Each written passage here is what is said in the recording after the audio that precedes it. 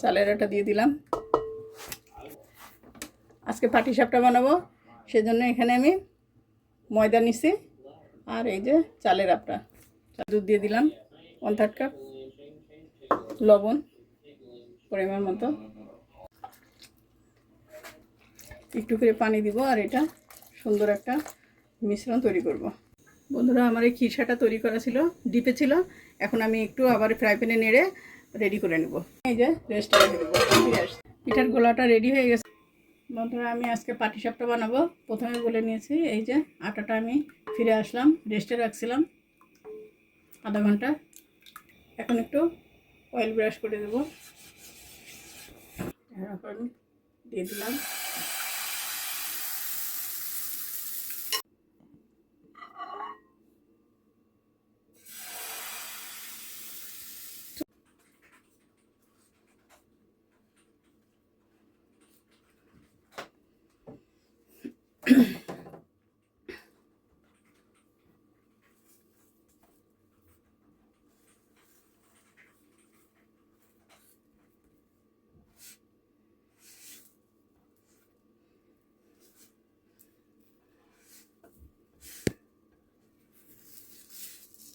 এই যে আমার পাটিসাপটা পিঠাটা বন্ধুরা একটু লাল করবো, তাহলে একটু ভালো লাগবে, নাহলে একটু নরম লাগে, ভালো লাগে না মুখের সাথে খেতে।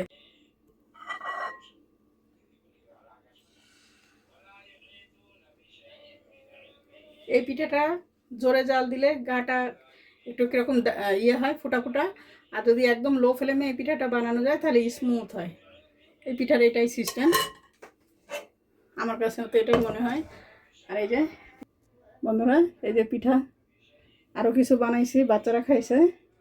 এই যে আস্তে দিলে তখন এরকম স্মুথ হয়, আর যখন আমি জোরে জাল দিব তখন পিঠাগুলো এরকম গাটা এরকম হবে।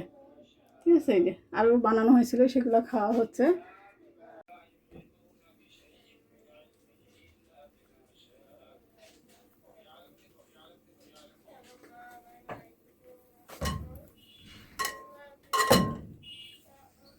এই যে যদি জালটা আমি খুব স্লো দিয়ে রাখছি, যার জন্য এখন পিঠার স্কিনটা দেখো ওইরকম প্লেন হয়েছে। এই পিঠার এটাই সিস্টেম, এই যে প্লেন। এই যে বন্ধুরা, প্রায় শেষ হয়ে গেছে পিঠা, লাস্ট পিঠা।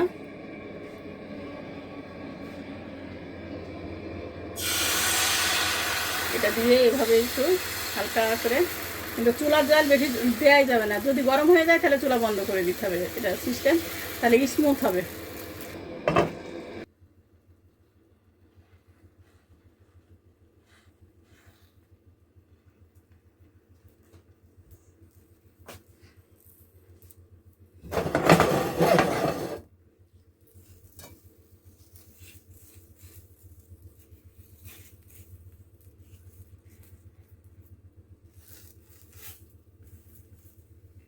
এখন চুলাটা আবার ধরাই দিলাম, চুলাটা বেশ হিটটা খুব বেশি হয়ে গেছিলো, চুলাটা আমি বন্ধ করে দিয়েছিলাম। এখন আবার একটু লাল করব, তাহলে ভালো লাগবে। বন্ধুরা, এই যে পিঠা বানাইছি, এখানে দেখো আমার প্রায় সব পিঠা একটু লাল করছি, তাহলে নাহলে একটু মুখে ক্যাতক্যাত লাগে, নরম লাগলে ভালো লাগে না। এই জন্য একটু আমি সেঁকে একটু হালকা লাল করে নিছি। বন্ধুরা, আমার পাটিসাপটা, শীতের পাটিসাপটা বানালাম আজকে। আমার পাটিসাপটা বানানো শেষ হয়ে গেল। তোমাদের ভিডিওটা কেমন লাগলো, লাইক কমেন্ট সাবস্ক্রাইব করবে। তো আজকে পর্যন্ত, আল্লাহ হাফেজ।